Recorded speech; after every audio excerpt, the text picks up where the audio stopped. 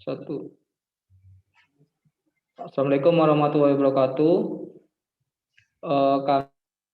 Kami dari kelompok 3, kelas desain dan analisis algoritma kelas B, akan menyampaikan laporan UAS kami yang berjudul Binary Exponentiation yang beranggotakan Izaz Dia Ulhaq dengan NIM 19241012033, Kanzul Fikri 19241012035, dan Ahmad Hidayat dengan NIM 19241012063. Isi materi yang akan kami bahas antara lain: yang pertama, strategi problem solving; yang kedua, penjelasan algoritma; yang ketiga, running program; yang keempat, alasan pengkategorian; yang kelima, efisiensi algoritmanya. Yang pertama adalah strategi problem solving, yaitu adalah strategi yang dipakai dalam menyelesaikan masalah yang dihadapi. Kami memilih strategi problem solving berupa transform dan conquer, di mana program masuk diproses menggunakan transform dan conquer yang terdiri dari dua tahap, yaitu transform dan conquer, yang menghasilkan solution atau solusi yang akan menyelesaikan dari masalah tersebut. Transform and conquer. Transform and conquer adalah sebuah desain algoritma yang cara kerjanya dibagi menjadi dua. Yang pertama, transform, yaitu pemodifikasian cara penyelesaian dari suatu masalah yang biasanya anti mainstream atau bukan menggunakan cara yang biasa. Sedangkan conquer yaitu proses penerapan dari hasil transform guna mendapatkan penyelesaian dari masalah tersebut. Terus, transform and conquer dibagi menjadi 3 variasi. Yang pertama, instant simplification, yaitu penyederhanaan kasus ke dalam bentuk yang lebih sederhana agar lebih mudah diselesaikan. Yang kedua, representation change, atau mengubah representasi kasus ke dalam bentuk representasi yang lebih sederhana agar lebih efisien. Dan yang ketiga, problem reduction, yaitu mengubah ukuran problem atau masalah ke dalam masalah yang lebih mudah untuk diselesaikan. Next selanjutnya yaitu penjelasan algoritma.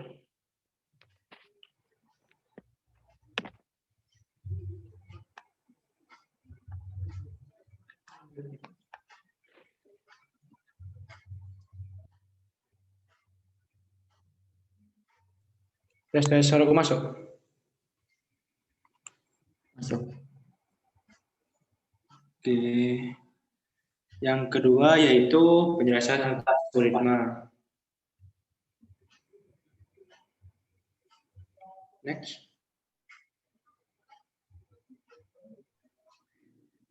Algoritma ini yaitu algoritma dari binary exponentiation atau yang disebut dengan pseudocode dari binary exponentiation. Merupakan sebuah algoritma yang berfungsi mencari hasil dari bilangan pangkat dengan cara memecah pangkatnya menjadi bilangan biner. Binary exponentiation dibagi menjadi dua, left-right binary exponentiation dan right-left binary exponentiation, yang dimana perbedaan dari keduanya yaitu penggunaan biner yang dimulai dari digit pertama atau dimulai dari digit terakhir.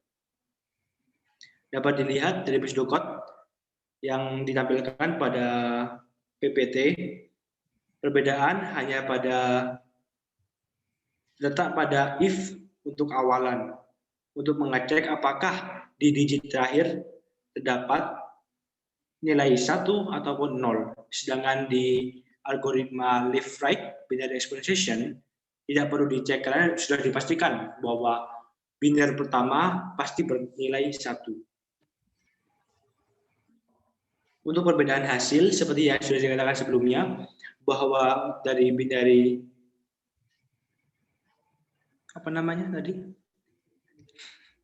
dari binary left to right binary exponentiation, untuk yang pertama yaitu penggunaan dari yang paling sederhana yaitu A hingga pada hasil akhir yaitu A pangkat 13. Sedangkan pada binary right to left binary exponentiation dimulai dari algoritma yang paling tinggi yaitu A pangkat 13 hingga nilai A.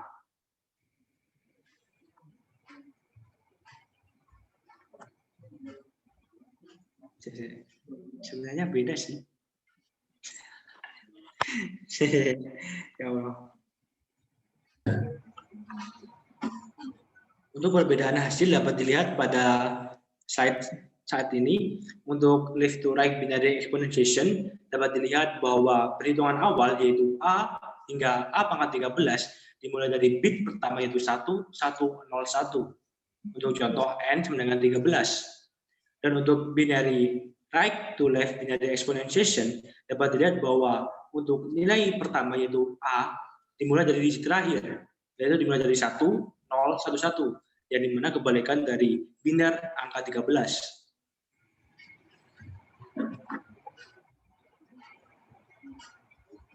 Untuk penjelasan, kami memilih algoritma left-right binary exponentiation yang akan dijelaskan. Yang pertama yaitu binary ini ditujukan untuk mencari hasil A pangkat n dengan metode n dirubah menjadi angka biner, yang kemudian inputnya yaitu integer A dan sebuah array B, N yang dimana B bernilai biner dari pangkat A.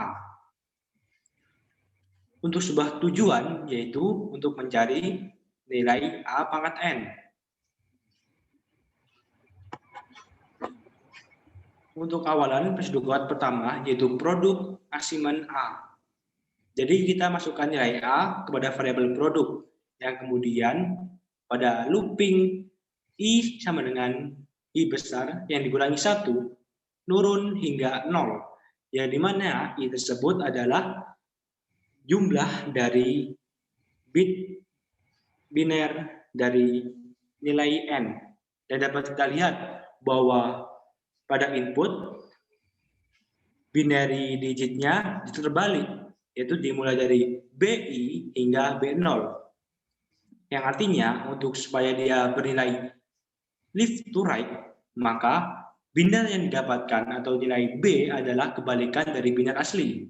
Yang dimana misalkan dia 1101, maka untuk nilai B di sini yaitu 1011. Maka dari itu, pada perulangan dia menggunakan for I down to 0. Dia mencari dari bit terakhir, kemudian ke bit paling awal.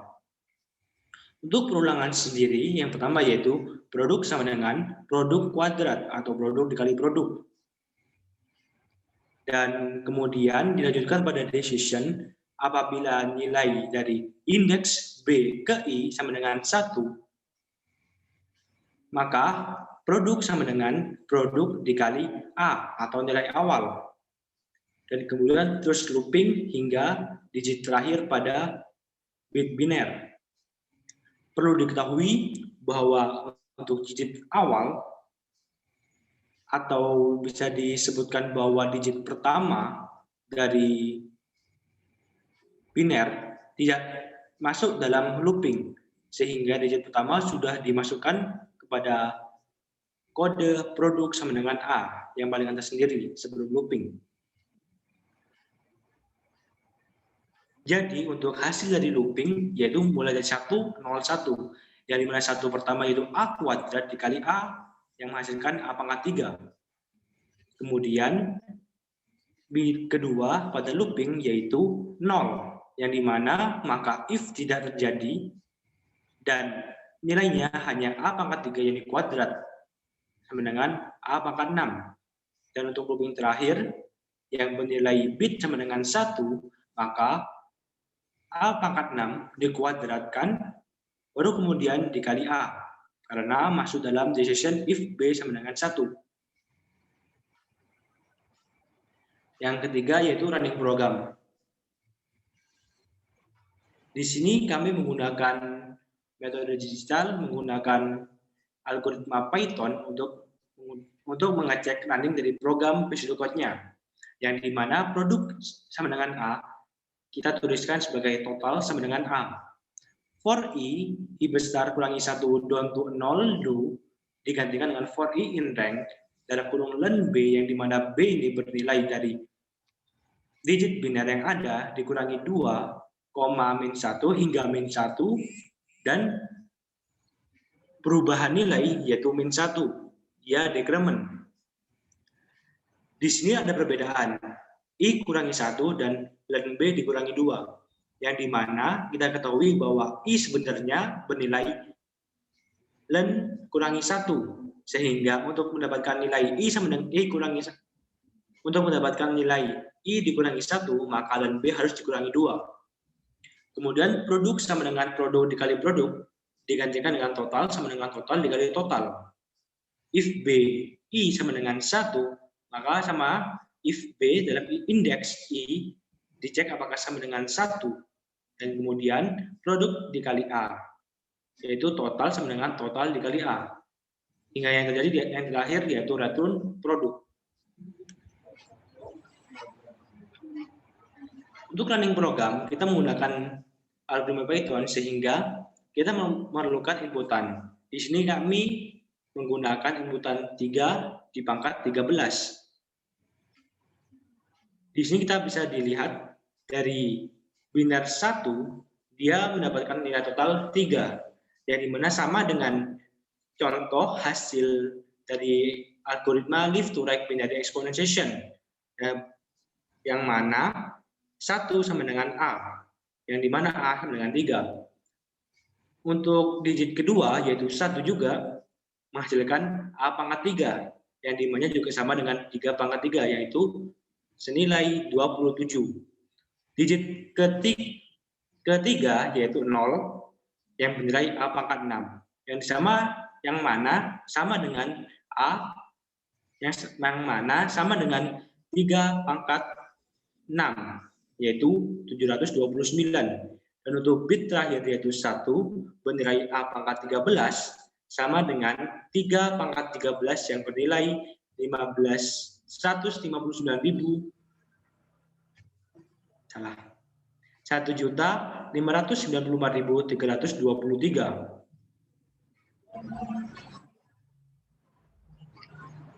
Dan perlu diketahui bahwa penggunaan binary exponentiation lebih efektif dan lebih efisien dibandingkan dengan program biasa. Di sini kami membuat sebuah tes sederhana untuk mengecek waktu yang dibutuhkan penggunaan komputer menggunakan binary exponentiation dan penggunaan binary biasa. Dapat dilihat di sini untuk 3 pangkat 5 maka dimenangkan oleh binary biasa yang mendapatkan nilai 0,000, dan sedangkan binary exponentiation bernilai 1,6.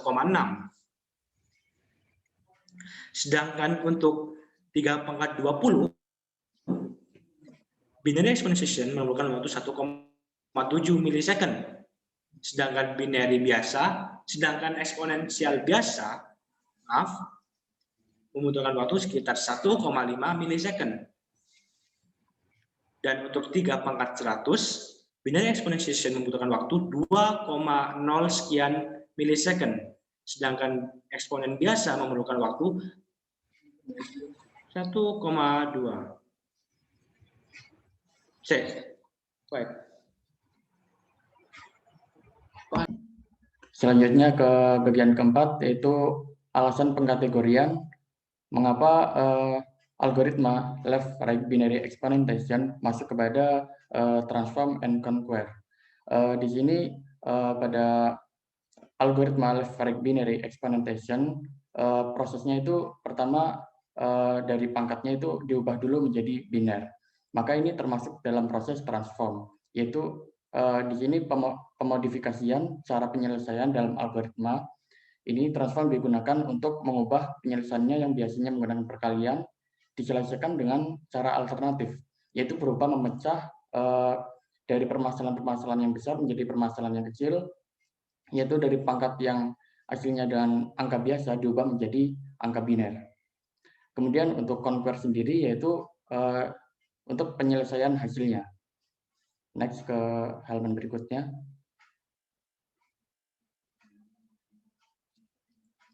Nah, untuk conquer sendiri di sini itu proses penerapannya, yaitu penyelesaian hasil dari yang tadi setelah diubah ke biner. penerapan dari hasil biner menentukan hasil produknya. Bila biner sama dengan 0, produk sama dengan produk dikali produk. Bila biner 1, maka produk sama dengan produk dikali produk, dan produk sama dengan produk kali A. Lanjut.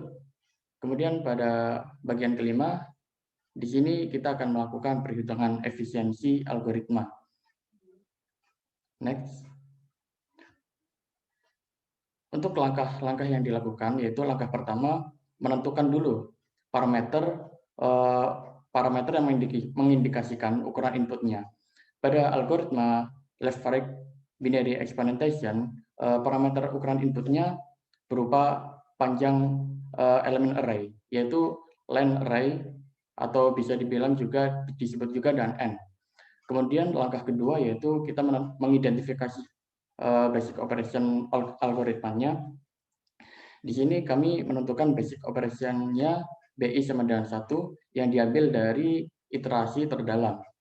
Kemudian langkah yang ketiga yaitu menentukan apakah ukuran input yang sama itu menghasilkan sesuai input yang sama, banyaknya eksekusi basic operation dilakukan dengan jumlah yang sama juga. Untuk ukuran input yang sama, banyaknya eksekusi operation itu sama, sehingga tidak diperlukan adanya analisa best case, worst case, maupun average case. Pada algoritma left-right binary experimentation, kami menentukan menggunakan kategori worst case karena nilai pada array kita dihitung semua. Jadi dari awal sampai akhir kita dihitung semua, jadi masuk dalam kategori worst case. Kemudian kita menentukan rumus sigma yang menentukan berapa kali basic operation dieksekusi, yaitu sigma untuk worst case-nya sendiri yang tadi kita sudah tentukan, yaitu Cn sama dengan 1 sigma 1 dengan batas atas n dan batas bawah n i sama dengan 1. Next. Setelah kita menentukan rumus sigma tadi, selanjutnya kita menyelesaikan rumus sigma untuk menghitung banyaknya eksekusi basic operation. Dari rumus sigma yang kita tentukan tadi menghasilkan menyelesaikan rumus sigmanya dengan menghasilkan Cn sama dengan n. Untuk ukuran input berukuran n, basic operation dilakukan sebanyak n kali. Kemudian kita akan menghitung estimasi waktu running algoritma menggunakan rumus Tn sama dengan C op dikali Cn, di mana C op di sini merupakan banyaknya waktu yang dibutuhkan untuk program melakukan satu kali looping. Kemudian Cn di sini adalah penyelesaian dari rumus sigma yang tadi, yaitu n. Dan di sini menyimpulkan bahwa jika sekali ekskuli loop membutuhkan waktu sebanyak T kali, maka untuk menghitung X pangkat n akan membutuhkan waktu sebanyak n kali T. Dan di sini kita T sebutkan saja dengan satu satuan waktu. Jadi untuk nilai Tn sendiri yaitu n kali 1 atau n. Nah, tadi nilai Tn sama dengan n. Kemudian kita akan menentukan kelas order of growth, yaitu n masuk dalam kelas linear. Sehingga kita coba dari tabel di sini kita lihat pada baris yang n. Di sini untuk menentukan berapa lama waktu untuk mengeksekusi satu operasi. Di sini kita contohkan misal ada 10 n itu banyaknya operasi, ada 10 operasi, maka membutuhkan waktu sebanyak 10 nanosecond. Kemudian jika banyaknya operasi yang dilakukan yaitu 20, maka lamanya adalah 20 nanosecond dan naik secara linear ke 1 juta dengan 1 juta operasi membutuhkan waktu sebanyak 1 second. Mungkin itu saja yang dapat kami sampaikan. Apabila ada kata yang kurang berkenan mohon dimaafkan. Terima kasih. Wassalamualaikum warahmatullahi wabarakatuh.